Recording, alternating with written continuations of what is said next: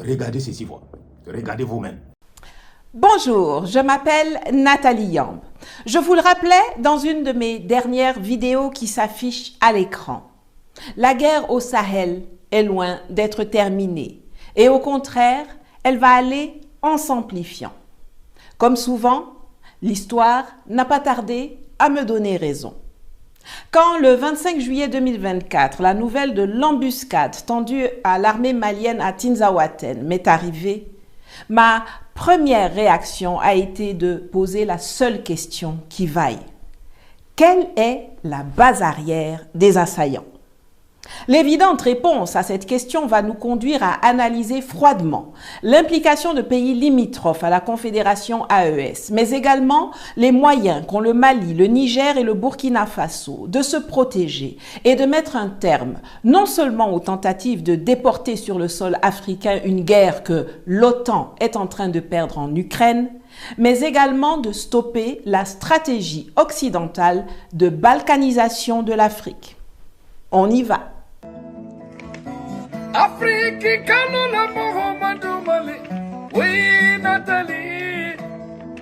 Tout a commencé par l'entrée des Fama dans Inafarak, une localité située à 120 km au nord-ouest de Tessalit, le 22 juillet 2024. Depuis des décennies, le nord du Mali, notamment toute la bordure frontalière avec l'Algérie, dont les localités de Inhalit, Inafarak, Talahandak, Bokassa et Tinzaouaten, est l'épicentre de tous les trafics entretenus, entre autres, par certains généraux algériens et chefs d'État africains, par les groupes terroristes et leurs parrains occidentaux et moyen-orientaux. Or, migrants, drogues, armes, carburants, médicaments, cigarettes, otages, produits subventionnés, tout y passe. On parle d'un montant estimé de 3,5 milliards de dollars par an, hors trafic d'otages. Par exemple, en Afrique, pour prendre un exemple bien connu, c'est l'Afrique entre le golfe de Guinée, donc on peut dire du Sénégal au Nigeria. Il y a aujourd'hui, il y a des routes de contrebande, de trafic, qui passent à travers le désert, qui remontent sur le Maroc, on l'a évoqué, sur la Libye, qui remontait sur la Libye, qui remonte encore d'ailleurs, sur la Tunisie, sur l'Algérie. Et au départ, c'était des routes pour les cigarettes, parce que les cigarettes, ça rapportait beaucoup aux trafiquants. Vous avez les armes, Dieu sait si ça circule, hein, et dans tous les sens. Vous avez les produits pharmaceutiques, enfin vous avez quantité de choses. Et puis maintenant, vous avez les migrants, qui sont un vrai trafic illégal. Vous comprenez l'ampleur du business et les enjeux. Comme le disait l'ex-patron du renseignement français Alain Juillet, qui sait de quoi il parle, toute cette économie parallèle des réseaux criminels entre dans le calcul du PIB de certains pays. La drogue fait un chiffre d'affaires considérable en France, où la prostitution, c'est sous contrôle des mafias. Et eh bien, on constate que l'État français, pour améliorer son positionnement international avec le PIB, inclut l'argent de la drogue, l'argent de la prostitution dans les comptes de la France, ce qui pose un autre problème au niveau de l'éthique.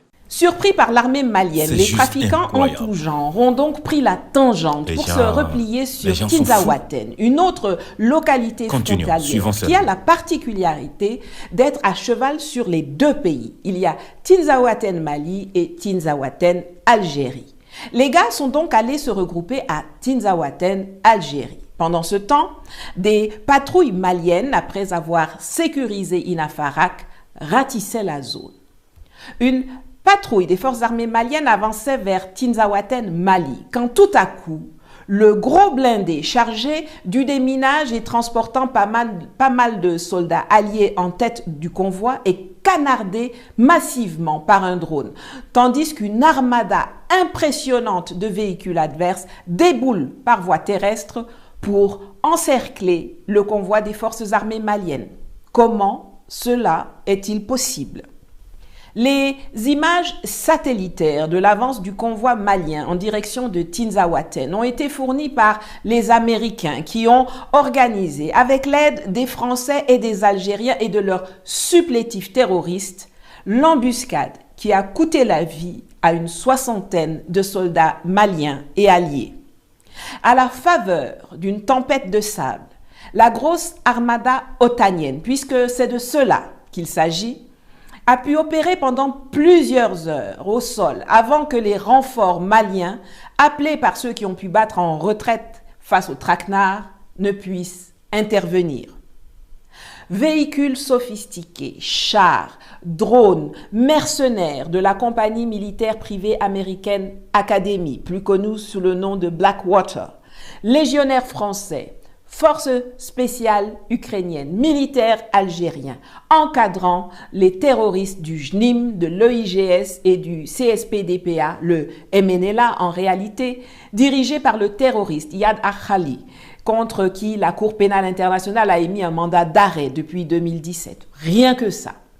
Toute cette impressionnante logistique employée par l'OTAN du 25 au 27 juillet 2024 n'était en réalité pas mobilisée pour écrabouiller une petite patrouille de 20 véhicules maliens, mais plutôt dans le cadre du déclenchement d'une grosse opération de reconquête de Kidal et de Thessalite. C'est juste et c'est incroyable. Ainsi qu'ils ont battu le rappel de tous les voyous venus du sud de la Libye, de la zone qui échappe encore partiellement au contrôle du général Haftar, du Sahara occidental en traversant la Mauritanie, d'Algérie bien sûr, et même du Moyen-Orient, pour réunir quelques 2000 personnes afin de tenter de rééditer la descente de 2012. Sauf que le fait qu'ils se soient jetés aussi nombreux sur une si petite patrouille n'était pas très bien pensé, car elle a donné l'occasion d'une vive riposte de la part des forces de la Confédération de l'Alliance des États du Sahel, qui dès le 30 juillet, grâce à des bombardements aériens intensifs, soutenant les forces alliées de l'AES déployées au sol, ont causé plusieurs centaines de pertes aux ennemis. Au moment où j'enregistre cette vidéo, l'armée malienne, appuyée par les armées du Niger et du Burkina, ainsi que par les forces du général Haftar et des forces russes qui sont positionnées respectivement au sud et sur le flanc méditerranéen de la Libye, a isolé et verrouillé les terroristes près de Tinzaouaten. Et c'est ainsi qu'aux jubilations des médias occidentaux, mais aussi d'Africains décérébrés, face aux pertes maliennes et alliées subies du 25 au 27 juillet, ont succédé les jérémiades mensongères sur l'élimination de civils par l'armée malienne, suivies d'un silence très bruyant ces derniers jours. Et c'est dans ça que l'on apprend que les terroristes ont demandé à l'Algérie de négocier avec le Mali pour ne pas être braisés. Mais cela a peu de chances d'aboutir. D'abord parce qu'on ne négocie pas avec les terroristes. Ensuite parce qu'il serait stupide de rater cette occasion de porter un coup fatal à cette vermine. Et enfin parce que l'Algérie ne peut donner aucune leçon de clémence à quelqu'un, compte tenu de la façon expéditive dont elle a géré la prise d'otages sur le site gazier d'In Amenas en janvier 2013, en envoyant 6000 soldats éliminer aussi bien les 29 terroristes que 40 otages de 10 nationalités qui travaillaient sur le site. En Algérie, la prise d'otages dans le complexe gazier d'In Amenas se termine dans le sang. Selon Alger, l'assaut final a été lancé dans la matinée et il n'y a aucun survivant. Les derniers 7 otages étrangers ont été tués et les 11 ravisseurs abattus. Selon l'agence de presse officielle algérienne, les djihadistes ayant perdu tout espoir de quitter les lieux auraient commencé à exécuter certains des otages, ce qui aurait déclenché l'intervention des forces spéciales. Une conférence de presse doit avoir lieu, pas plus de précision pour le moment. Ce qui rend la décision encore plus aisée est le fait que parmi les terroristes que les médias occidentaux présentent dorénavant sans honte comme des rebelles ou des séparatistes, il n'y a que très peu de Touaregs maliens qui se sont toujours opposés dans leur grande majorité à la scission du Mali voulue par les impérialistes. 90% des Touaregs maliens revendiquent fièrement leur appartenance au Mali et ont d'ailleurs quitté les zones du Nord quand les terroristes s'y sont installés. C'est bien pour cela que la France et l'OTAN ont dû aller recruter en Libye, en Algérie, jusqu'au Moyen-Orient pour constituer leurs troupes d'assaillants. Pour répondre à la question que je posais à l'entame de cette vidéo, La base arrière des assaillants est l'Algérie. C'est triste de le dire, car on a encore en mémoire les liens d'amitié qui unissaient les deux pays du temps de Boumedienne, de Ben Bella et de la guerre de libération. Il fut d'ailleurs une période où ce sont les Algériens qui se sentaient déstabilisés par les trafics en provenance du Mali et du Niger. C'est d'ailleurs pour cela que l'Algérie a construit à partir de 2015 des barrières, que ce soit avec des murs de sable, des tranchées ou des fils barbelés de rasoirs, pour mieux protéger son territoire des incursions, des trafiquants et des migrants. Comme vous pouvez le voir sur la carte qui s'affiche à l'écran, c'est l'intégralité du territoire algérien qui est ainsi barricadé. Mais ça, c'était avant. L'attitude fourbe et les intrigues du pouvoir actuel algérien ont été dévoilées depuis lors à maintes occasions. Aujourd'hui, ce sont des généraux algériens qui parrainent, protègent et profitent de certains trafics qui se font dans la zone des trois frontières. En effet, grâce aux barrières érigées tout le long du territoire, il est impossible que des trafics aient lieu sans la complicité des militaires. C'est l'Algérie qui héberge des déstabilisateurs en chef du Mali, dont l'imam Dicko qui rêve de transformer un bout du territoire malien en califat, ainsi que des leaders de groupes terroristes. C'est l'Algérie, toujours, qui a tenté un coup de force en bafouant la souveraineté du Mali lors du sommet du mouvement des non-alignés en janvier 2024 en Ouganda, en essayant de faire adopter au forceps un texte réitérant le soutien du mouvement des non-alignés à l'accord d'Alger et sommant les parties signataires à respecter leurs engagements, alors que le Mali avait annoncé depuis le mois de décembre sa décision souveraine de privilégier dorénavant la voie d'un dialogue intermalien. Cela avait d'ailleurs créé un pataquès diplomatique à Kampala, dont beaucoup se souviennent, et la perfidie des Algériens avait conduit les autorités maliennes à mettre fin, avec effet immédiat, à l'accord d'Alger le 25 janvier 2024 et à dénoncer énergiquement l'ingérence et l'hostilité dangereuse du gouvernement Tebboune. Le gouvernement de la transition, dans le cadre de la mise en œuvre de l'accord pour la paix et la réconciliation au Mali issu du processus d'Alger, signé en 2015, partage avec l'opinion nationale et internationale les faits graves ci-dessous. 1. Le changement de posture de certains groupes signataires de l'accord pour la paix et la réconciliation au Mali, issu du processus d'Alger, devenus des acteurs terroristes, poursuivis par la justice malienne, après avoir commis et revendiqué des actes terroristes. 2. L'incapacité de la médiation internationale à assurer le respect des obligations incombant aux groupes armés signataires, malgré les plaintes formulées par le gouvernement de la transition à travers la lettre du ministre de la Réconciliation, de la Paix et de la Cohésion nationale, chargé de l'accord pour la paix et la réconciliation nationale, en date du 24 février 2023, adressé aux autorités de la République algérienne, démocratique et populaire, chef de file de la médiation internationale. 3. Les actes d'hostilité et d'instrumentalisation de l'accord de la part des autorités algériennes, dont le pays est le chef de file de la médiation internationale, tel que mentionné dans le communiqué numéro 064 du 25 janvier 2024 du gouvernement de la transition. Au regard de ces faits suffisamment graves, précités, le gouvernement de la transition constate l'inapplicabilité absolue de l'accord pour la paix et la réconciliation au Mali issu du processus d'Alger, signé en 2015, et par conséquent annonce sa fin avec effet immédiat. C'est l'Algérie aussi qui a négocié avec le terroriste Iyad Akhali et à l'insu des autorités maliennes la libération de 3 otages italiens contre le paiement d'une rançon de 13,5 millions de dollars par l'Italie en février 2024. Or, le paiement des rançons est l'un des moyens les plus connus et les plus pervers de financement du terrorisme.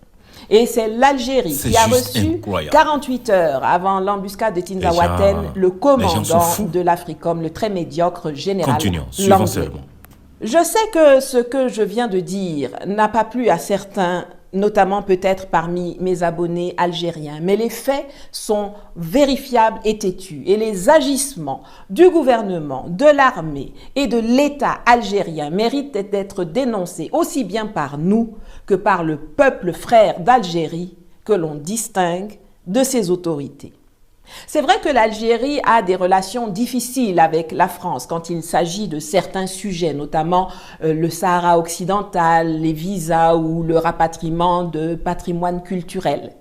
Mais c'est également vrai que les deux sont en symbiose quand il s'agit de déstabiliser le Mali.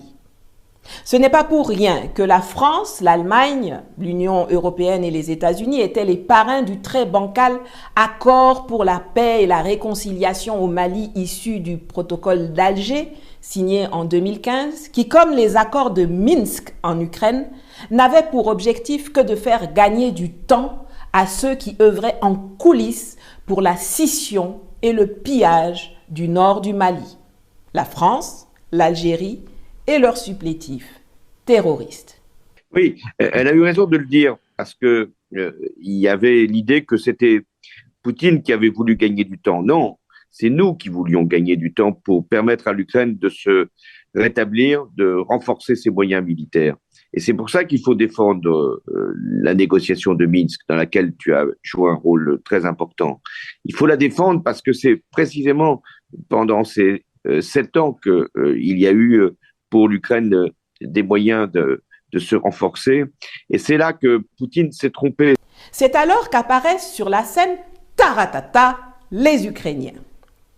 Ce sont des officiels ukrainiens eux-mêmes qui se sont levés pour annoncer fièrement au monde entier, dès le 29 juillet, avoir aidé et entraîné les assaillants. Les autorités se basent sur une interview accordée par le porte-parole du renseignement militaire ukrainien, Andriy Youssov, à la télévision de son pays.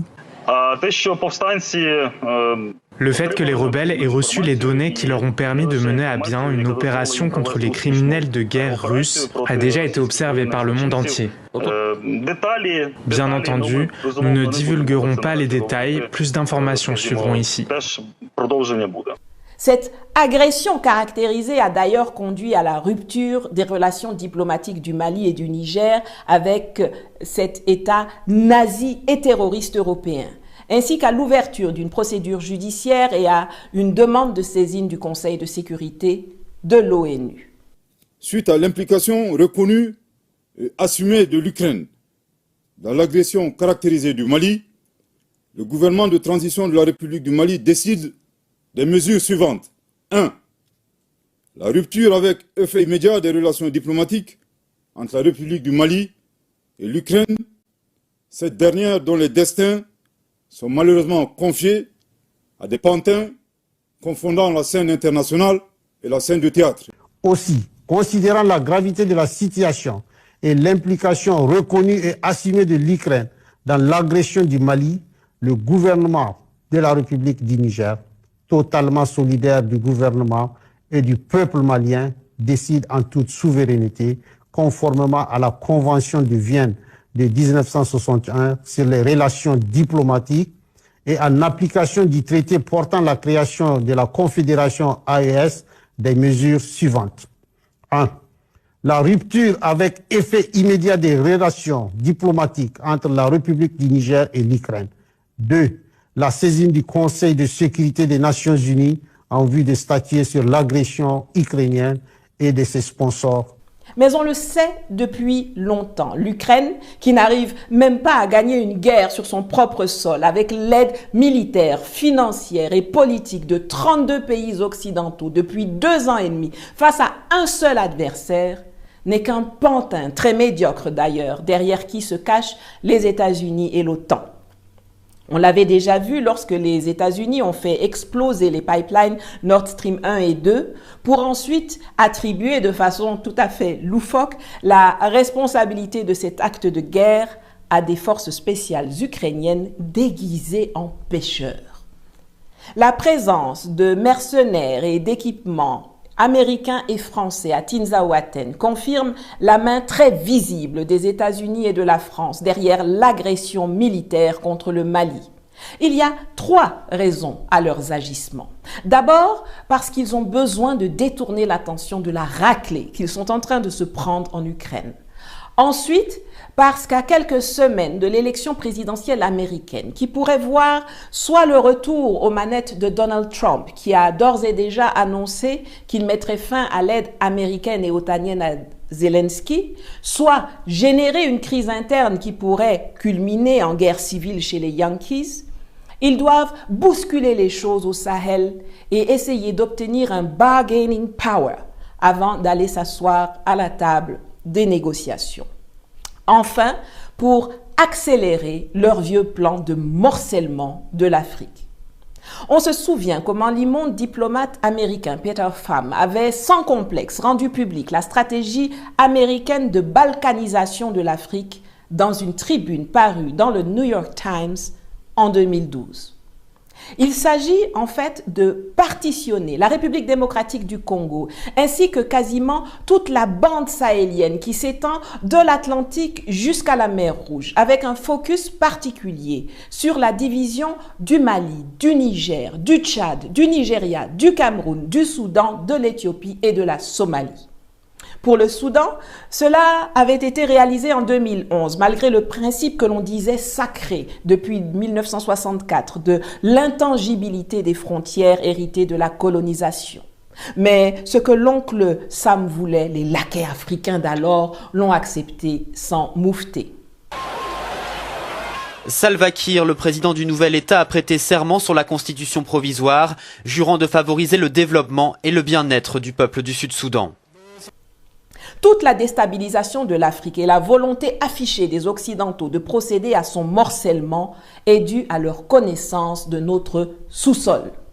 La bataille de Tinzaouaten, paix à l'âme des soldats tombés au champ d'honneur, n'est qu'un infime épisode d'une guerre qui se déroule depuis des siècles, qui implique non seulement le Mali, mais aussi, comme on l'a vu, des pays voisins et lointains. Le vrai enjeu, la guerre pour la mainmise sur l'Adrar des Iphoras et donc pour le contrôle du Sahara. L'Adrar ou l'Adrar des Iphoras, selon la dénomination que les Français, les colons français lui ont donnée, est un massif montagneux au nord-est du Mali, au sud de l'Algérie, qui revêt une importance géostratégique immense, de par son altitude, qui est en fait un point d'observation plongeant non seulement sur le voisinage immédiat, mais jusqu'au Moyen-Orient, ce qui explique d'ailleurs pourquoi la base militaire de Thessalite est si convoitée, que ce soit par l'armée française, mais aussi par l'armée américaine, dont c'était le premier choix, avant de se rabattre sur Agadez, d'où ils ont été finalement chassés le 5 août 2024. Le massif des Iphoras est également une pépite du fait de ses dispositions climatiques et territoriales.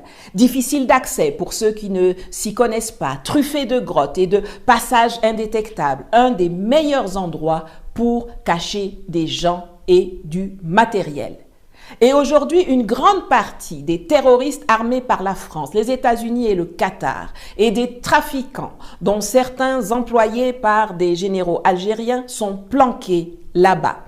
Mettre la main sur eux est une gageure, car ils peuvent se déplacer dans des crevasses et par des passages intraçables, pour qui ne connaît pas l'endroit comme sa poche.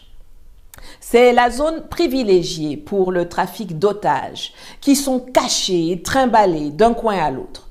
Quand vous entendez qu'on a enlevé des gens au Mali, mais qu'on les libère au Niger ou en Algérie, c'est par les Iphoras que ça passe. En dehors de la géographie, c'est la géologie qui fait de l'Adrar des Iphoras un élément de la plus haute importance géostratégique, non seulement pour le Mali, mais pour tous ceux qui convoitent l'un des lieux les plus riches du monde, le Sahara. Oui, le Sahara. Ce qu'on nous a présenté comme un truc qui ne vaut rien, juste un désert, une étendue de sable, est en fait une manne minière, minéralogique et hydrologique capable de faire de cette région le poumon industriel de l'Afrique, le moteur de son progrès et de l'enrichissement de ses populations. Eh oui, on nous a menti, et depuis longtemps. L'histoire, c'est eux qui l'écrivent.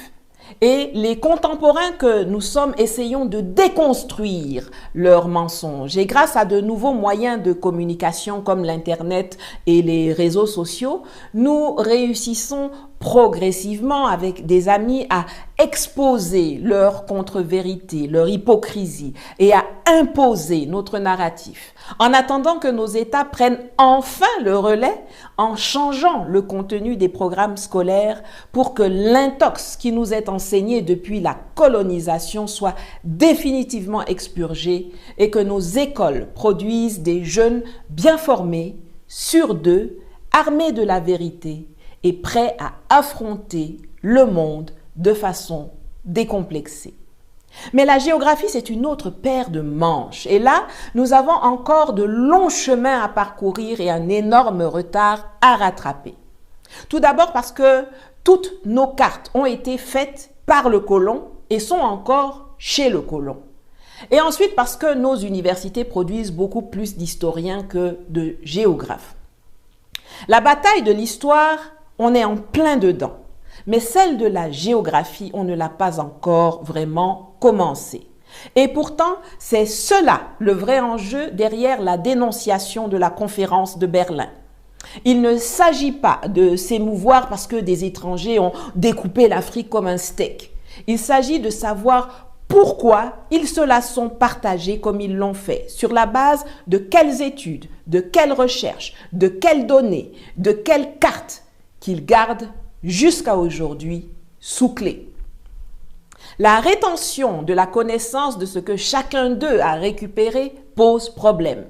C'est pour cela que quand j'ai été invité par la Douma d'État à Moscou en mars 2023, j'ai dit aux Russes que s'ils étaient vraiment nos amis, ils partageraient avec nous leurs informations. Les gens sont fous. C'est pourquoi je m'adresse à présent directement aux amis russes dans la salle. Ouvrez vos archives. Donnez-nous les preuves que vous détenez de ces agissements. Maintenant que vous voyez leurs méthodes et que vous en faites aussi les frais aujourd'hui.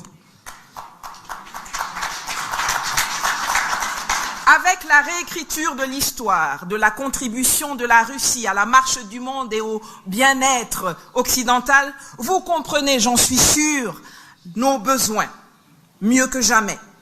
Vous étiez à Berlin en 1884, nous n'y étions pas. Vous étiez à Yalta, nous n'y étions pas. Vous étiez là en 1960, nous n'y étions pas. Partagez-nous vos informations et vos archives pour nous aider à déconstruire efficacement, scientifiquement, la falsification de l'histoire qui fait le lit du néocolonialisme. Ils étaient à Berlin, même s'ils ont refusé de prendre leur part dans le partage du gâteau de l'Afrique. Ils savent ce que les autres se sont dit. Ils savent ce que les autres avaient et ont jusqu'à ce jour comme information. Il est impératif qu'ils les partagent avec nous. Encore faut-il que nos autorités les leur demandent. La vidéo de mon speech complet est sur ma chaîne. Si vous pourrez aller la regarder à l'issue de celle-ci. Lors du travail de recherche que j'ai fait pour cette chronique, je suis par exemple tombée sur les archives et les collections iconographiques de Jean Clausel, ex-préfet et administrateur de colonies françaises, qui couvre la période de 1902 à 2008.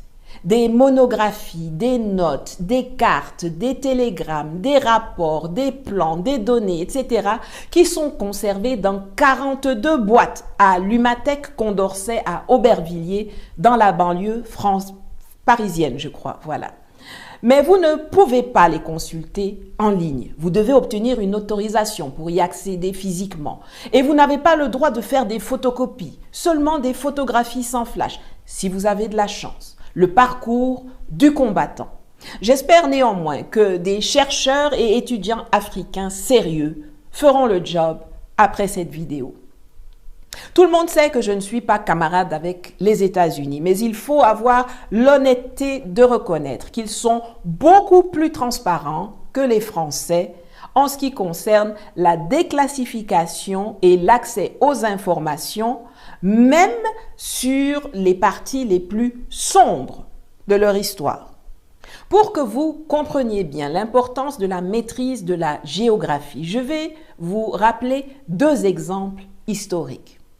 On a tous en mémoire la débâcle des armées réputées les plus puissantes du monde. D'abord les Russes en 1989, puis 32 ans plus tard les États-Unis, l'OTAN en Afghanistan.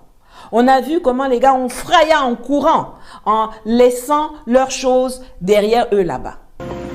It's time for American troops to come home. It's time to end America's longest war. And it's time to end the forever war. Vous avez vu la gueule des paysages et des montagnes afghanes? Impossible de gagner une guerre là-bas si tu n'es pas du coin.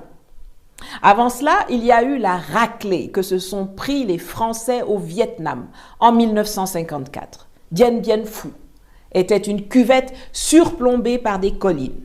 En choisissant d'installer leur camp là-bas, les Français ont permis aux troupes du général Giap de les encercler depuis les hauteurs. Ils pensaient pouvoir gérer les collines avec l'appui de l'aviation, mais ils n'avaient pas prévu la montée en puissance de l'équipement antiaérien employé par le Viet Minh.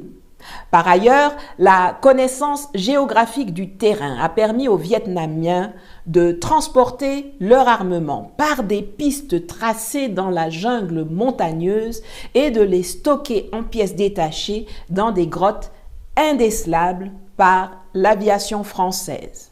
Et grâce aux grosses pluies qui sont tombées quasiment sans interruption à partir du 27 mars 1954, l'armée de l'air française n'a plus pu procéder ni au ravitaillement, ni à la relève des troupes, ni à l'évacuation des blessés. La méconnaissance de la géographie et du climat a joué un rôle central dans la défaite française à Dien Bien Phu. Tout comme la géographie et les tempêtes de sable ont joué en défaveur de l'armée malienne du 25 au 27 juillet 2024. Ceux qui en savent le plus sur le massif des Iphoras et sur toute la zone du nord du Mali, du Niger, de l'Algérie et même de la Mauritanie savent où se trouvent les richesses du Sahara. C'est au début du XXe siècle, quand les explorateurs français sont allés y faire des recherches, que les gars se sont rendus compte que la zone regorgeait de ressources et de richesses bonnes pour eux. Le pire, c'est qu'ils ne l'ont jamais caché. Écoutons Charles de Gaulle et Houphouët-Boigny. Pour ce qui est du Sahara, notre ligne de conduite, c'est celle qui sauvegarde nos intérêts et qui tient compte des réalités. Quels sont nos intérêts?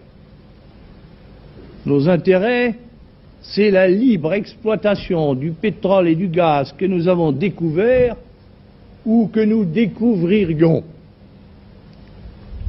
C'est la disposition de terrains d'aviation et de droits de circulation pour nos communications avec l'Afrique noire.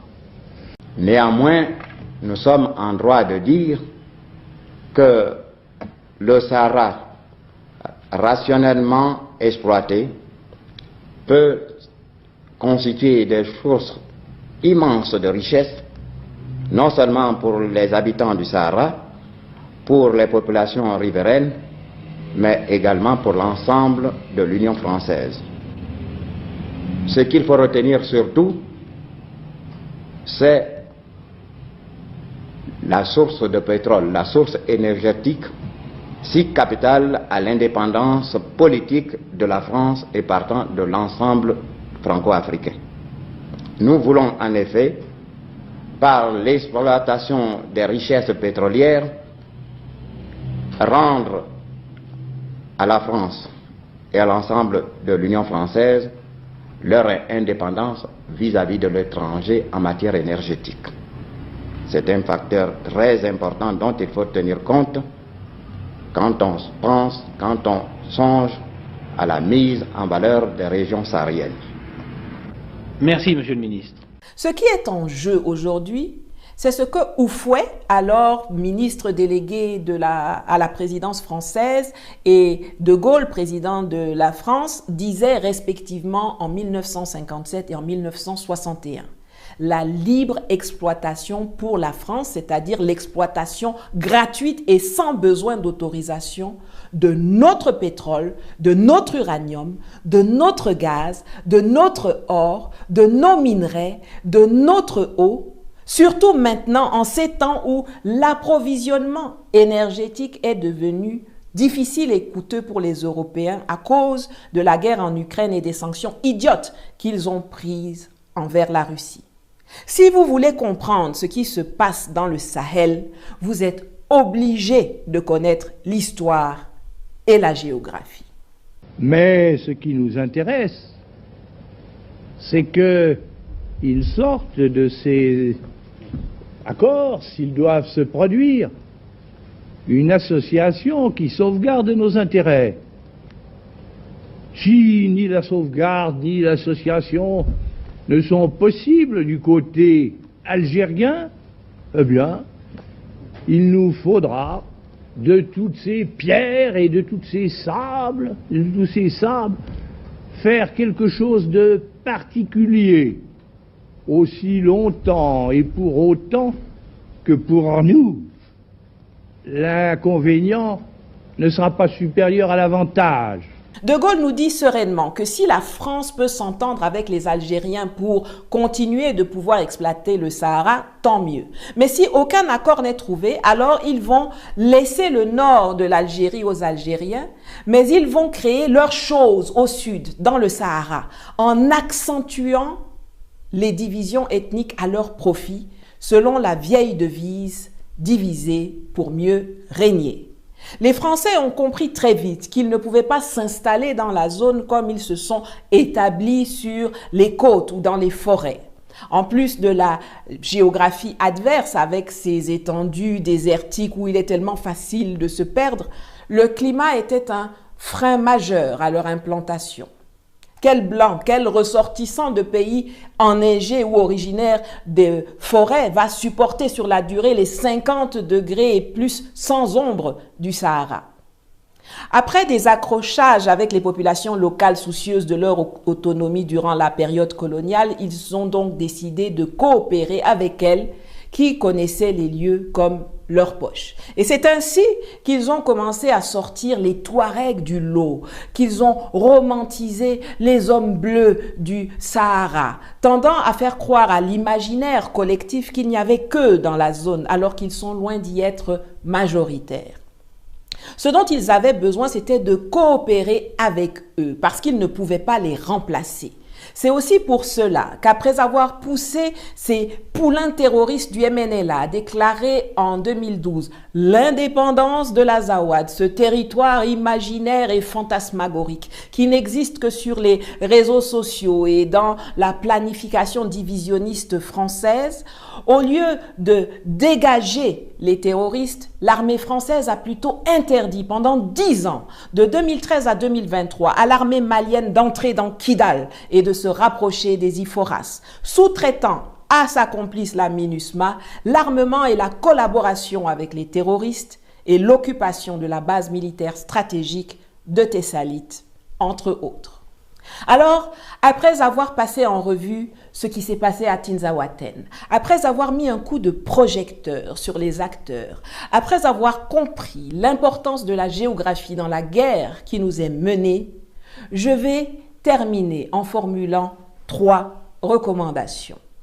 Premièrement, tout comme d'autres armées ont créé des unités spécialisées de chasseurs alpins, de Gebirgstruppe, de Alpini, de Mountain Division dans les pays montagneux d'Europe centrale ou des États-Unis, tout comme le Canada a créé des unités de Rangers, des trappeurs qui interviennent dans des terrains arctiques de toundra ou de forêt boréale, il faut créer ou redynamiser dans les armées de l'AES des unités spécialisées pour le Sahara, les méharistes comme on les appelait, constitués de personnes qui connaissent ou qui sont formées à sa géographie, à ses langues, à ses populations, à son climat, des gens qui sont physiquement et mentalement fit pour combattre là-bas.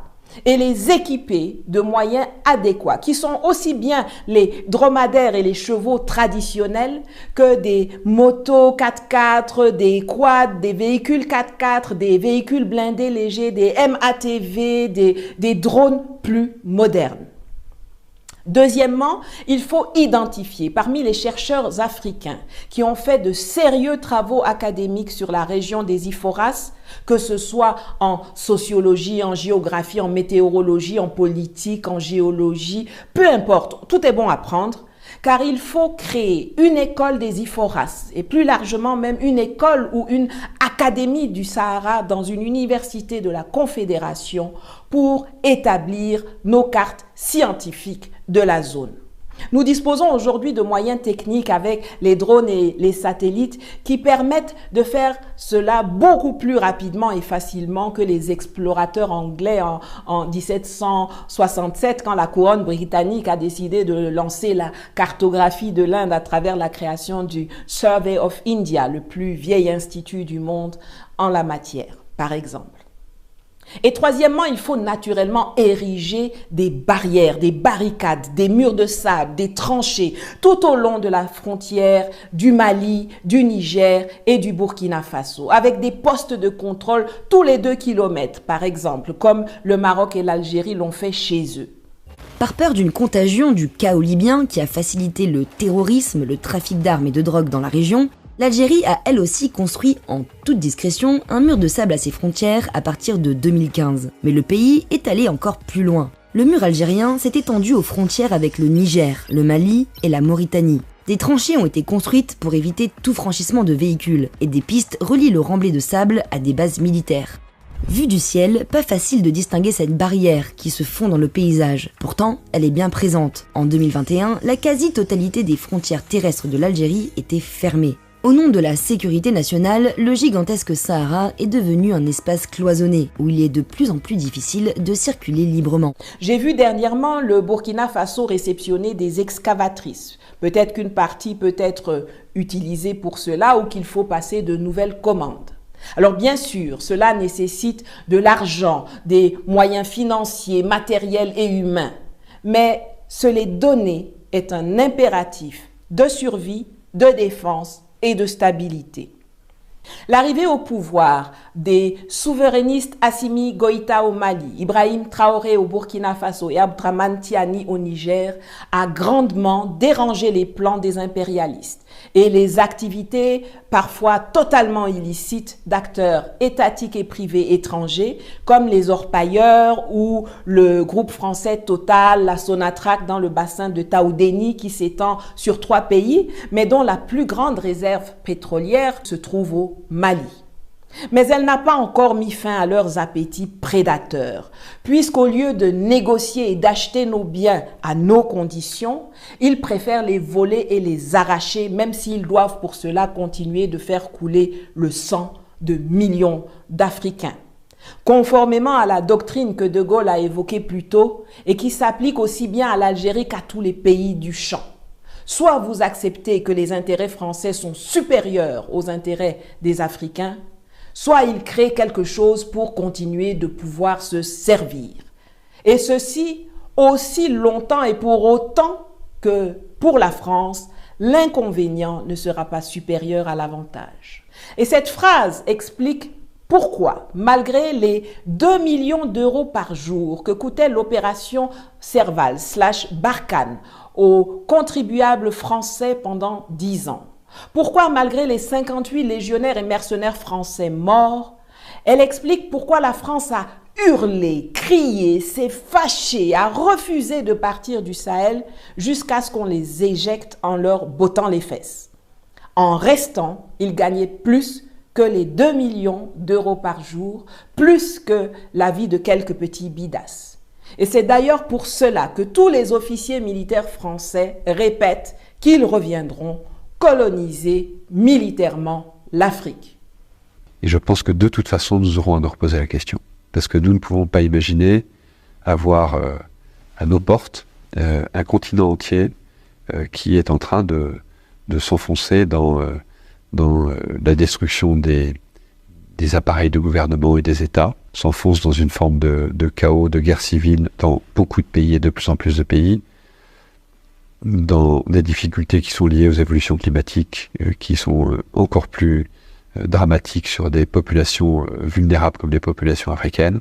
En plus, un continent qui va connaître une explosion démographique comme aucun continent n'en a jamais connu. Et donc imaginez que ça se passe là, dans les 10-20 ans qui viennent, et que ça n'aura pas de conséquences sur l'Europe, parce que nous vivons dans une sorte de bulle protégée par je ne sais quoi d'ailleurs, c'est tout simplement inconscient. Et donc je pense que cet intérêt commun-là devrait un jour faire que l'Europe se décidera à agir comme une entité politique qui ira défendre elle-même ses intérêts, y compris par le moyen de l'engagement de ses armées. Donc il y a eu d'abord l'arrivée de cette milice Wagner, et donc qui a commencé par la Centrafrique, puis ensuite qui est partie au Mali, puis ensuite au Niger, et qui a conduit, il faut quand même en être bien conscient, au départ de l'armée française, départ douloureux, mais départ sans doute pas irrémédiable, mais en tout cas nous n'y sommes plus. Et ça a été une étape importante à franchir. Donc depuis la fin de 2023, nous avons quitté ce pays dans lequel nous étions intervenus à la demande des autorités locales. La guerre du Sahara n'est pas terminée, loin de là. Nous pouvons parfois perdre des batailles, mais nous allons gagner cette guerre. Si nous restons mobilisés et unis derrière nos vaillants et patriotes leaders, officiers, soldats et gouvernements, et imperméables à la propagande et à la désinformation occidentale. Les prochaines semaines, les prochains mois seront rudes, mais au bout de l'effort et du sacrifice, il y a notre prospérité et le confort pour nos enfants. Il faut que nous infligions à la France malfaisante, à ses alliés otaniens et collabos africains, une défaite qui fera passer sa déculottée de Vertière en Haïti et de Dien Bien Phu au Vietnam comme un amusement. L'AES ou la mort, nous vaincrons. Vous savez ce qu'il vous reste à faire. Mettez un pouce debout, partagez le lien de cette vidéo avec vos contacts et sur vos réseaux sociaux. Commentez pour déjouer l'algorithme de YouTube et la censure de Facebook qui veulent nous invisibiliser. Et aussi, contribuez si vous le pouvez aux cagnottes dont les liens s'affichent à l'écran ou en cliquant sur le bouton « Merci » juste en dessous de cette vidéo sur YouTube pour me permettre de continuer à faire du contenu éducatif comme celui-ci. À bientôt. Je crois qu'il n'y a plus rien à ajouter. Merci pour ce travail colossal d'enquête et merci pour ce grand reportage qui éclaire la jeunesse africaine. Infiniment merci pour le travail que tu abats. Merci la dame de Satoshi. Merci la maman africaine. Merci infiniment for what you are doing. God bless you and keep doing it. Keep doing it because you are doing a great job to the youth of Africa. You enlighten millions of youth, and we shall be eternally indebted to you. God bless you, and may you be protected by the divine powers of our ancestors and also the divine power of God Almighty. God bless you.